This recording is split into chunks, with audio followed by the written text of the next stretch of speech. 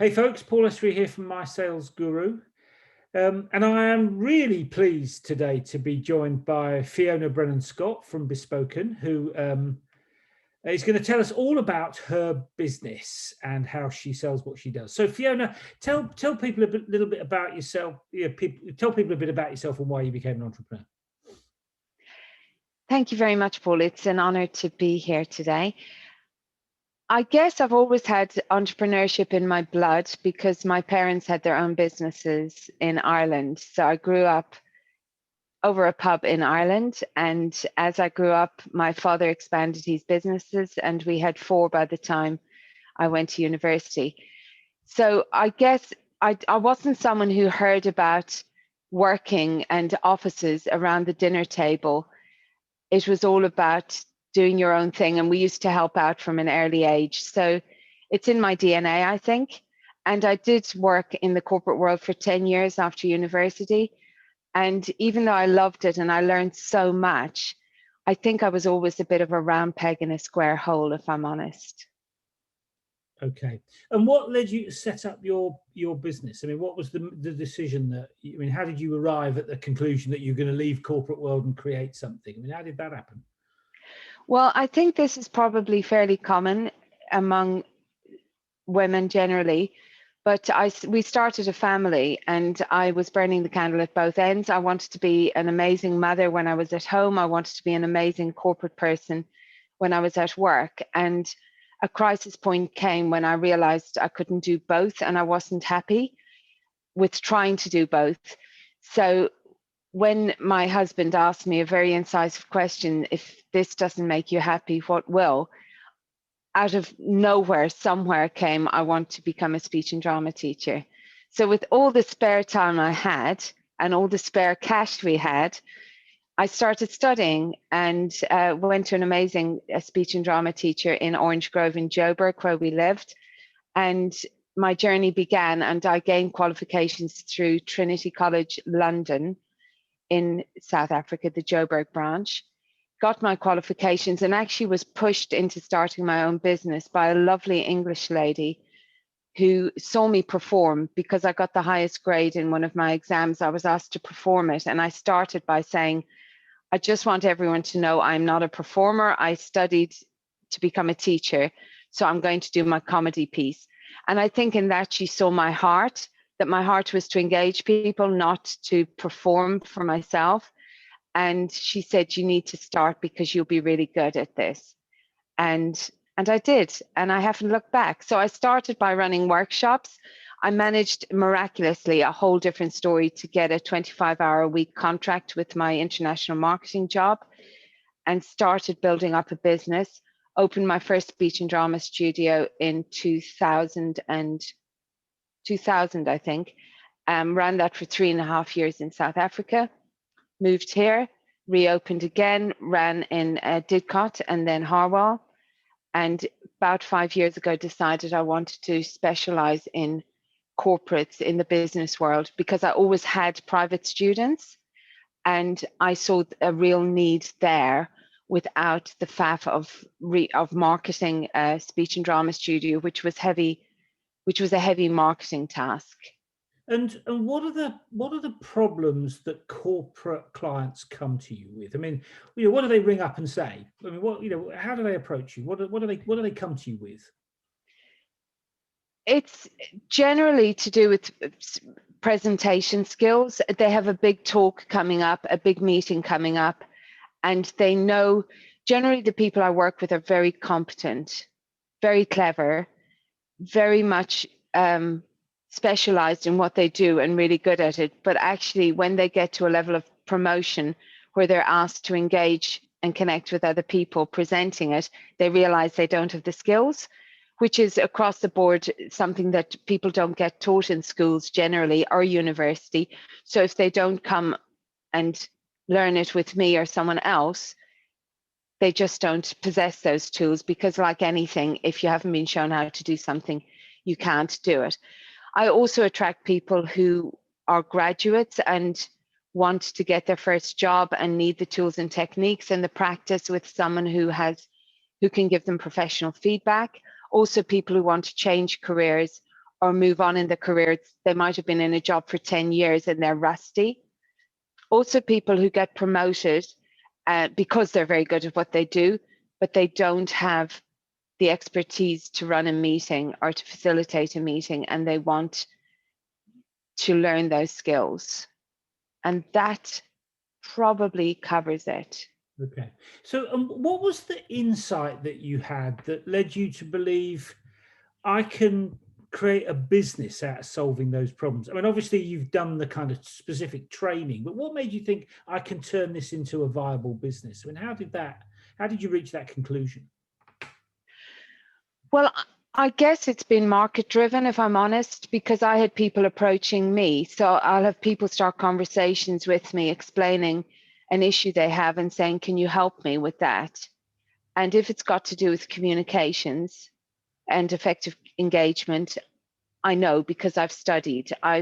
Funnily enough, 25% of my exams were around voice production, and it was the part I least enjoyed because it was quite physiological and technical, but actually that is the part that I really specialize in. It's the below the waterline stuff. And I recognize not a lot of other people have that depth of knowledge and skill. So as people approached me and word of mouth spread, my customer base grew. So even though I was specializing in drama lessons with children, teenagers, and adults, I actually didn't have sessions for adults in England. I was always getting people seeing what I did, hearing about what I did, and coming to me with their problems and asking if I could help. And I gave people half an hour, 40 minutes to listen to what they were struggling with. And if I could help them, I would say yes. If I thought that was beyond my remit, I would say no. Surprisingly enough, I can help. I've very rarely, I think once in 21 years, I've turned somebody away and said, I can't help, but that was not a corporate situation. I've even had people who should rather go to a speech therapist, and they would rather come to me. So I do what I can, but I'm very honest about my limitations. Okay. And if I was to ring you up and ask for help, I mean, what would the offer be? I mean, what could you offer, an entrepreneur like me? What's the offer? Well, I would, first of all, establish where you're at right now. What is the problem? So what is the impact if you do nothing? So I try to establish what is missing. And then I would ask you what success looks like, what you want to accomplish, because then we have a gap. And if I can fill the gap, I will agree to move forward with the client. I generally like to do things over time because bad habits start forming from the age of 5 when it comes to communication. And so I don't like to rush in and do something quickly. So I do offer training. I can do day training courses or half-day training courses, but I preferably would like to stagger my the learning for a client so that they can go away and embed the information and then come back and gain more and more and more so that it becomes quite an organic process. So my first point would be to suggest a voice and speech profile. So I professionally profile the person's voice and speech with them. So I'm getting their input.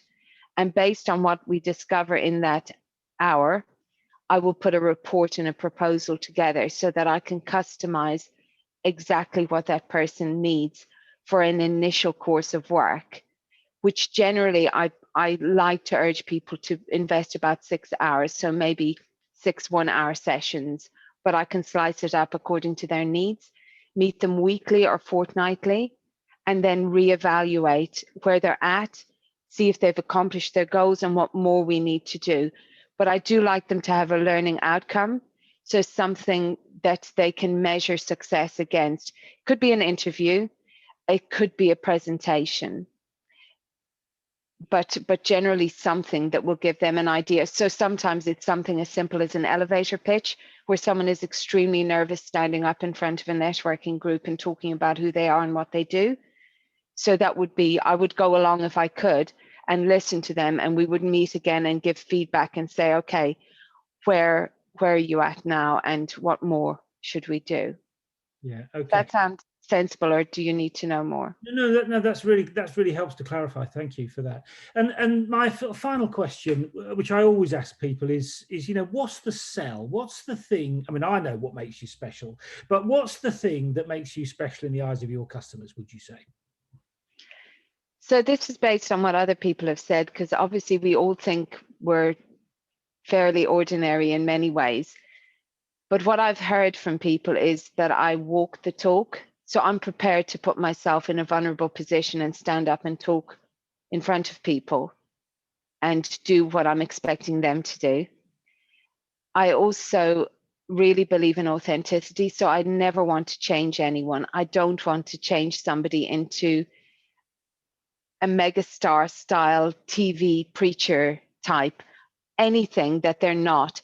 What I help people do is really listen to them, look at who they are, what their strengths are, build on those and equip them with what will fill the gap so that they can realize their true potential. And I think something that I was not deliberate, but has been amazing is when I chose to transfer across from being a speech and drama teacher to a voice and speech coach, I looked for a coaching qualification that was least boxy and least prescriptive. And I was introduced to the time to think methodology or philosophy. And that is an amazing environment in which to do what I do, because there are 10 components to the thinking environment. And if I can embody those when I show up for a client, not only will they think better, do better, grow more, but they will actually, that will rub off on them a little bit, and they will be able to embody that somewhat in how they communicate, because communication isn't just about speaking, it's about listening, it's about connecting, it's about engaging. And the combination of being a voice and speech coach and a time to think coach, I believe, creates something quite unique. And I actually don't know anyone else who does the same thing as I do. Wow. Fiona, that was fabulous. Thank you for sharing your story. I mean, I found that fascinating, and I know you quite well. So I've learned a couple of new things there. So that was really great. So, and I'm sure our viewers will find it fascinating as well. So thank you. I really appreciate it. You're welcome. You're more than welcome. May I just say that actually I do a 40-minute chemistry test, which is no obligation and no fee. So if somebody wanted to explore the possibility of working with me and moving forward, that's something that anyone can do, and I'd be more than happy to meet up with them. There you go, folks. What an offer. Lovely jubbly. All right. See you soon, Fiona. Okay. Thank you, Paul. Cheers.